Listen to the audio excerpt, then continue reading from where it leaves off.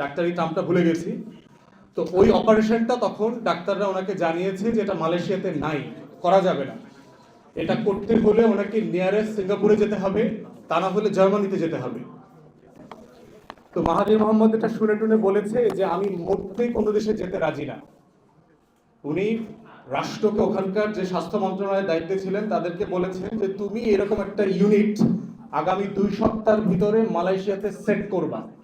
যত টাকা লাগে, যত দেশের যত ডাক্তার আর মেশিনারি লাগে সেগুলো নিয়ে আসা, এই ট্রিটমেন্টটা শুধু মালয়েশিয়াতে আমার হবে না, আমার মতো এই রোগের চিকিৎসা আরও যাদের যাদের করতে হবে নাগরিকদের, তাদের প্রত্যেকের জন্য এটা করতে হবে।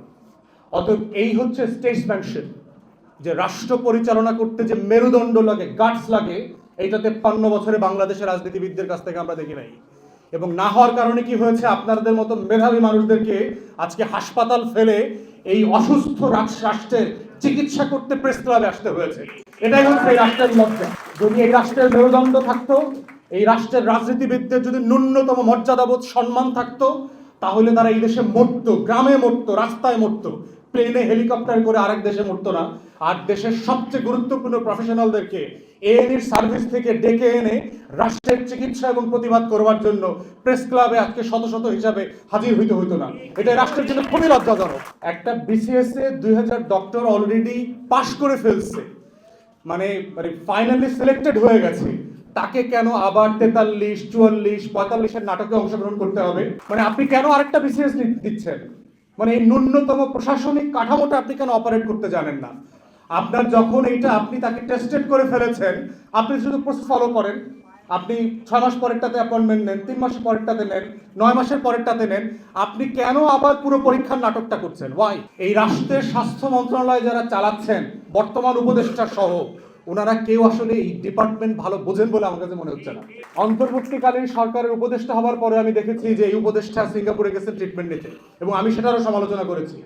আমি নিজে সরকারি হাসপাতালে যাই, বিপদে না পড়লে কোনো আত্মীয় স্বজনের জন্য আমি প্রাইভেট হাসপাতালে যাই না। এবং এটা আমি এতদিন লন্ডনে থাকার পরই আমি এই প্র্যাকটিসটা করি।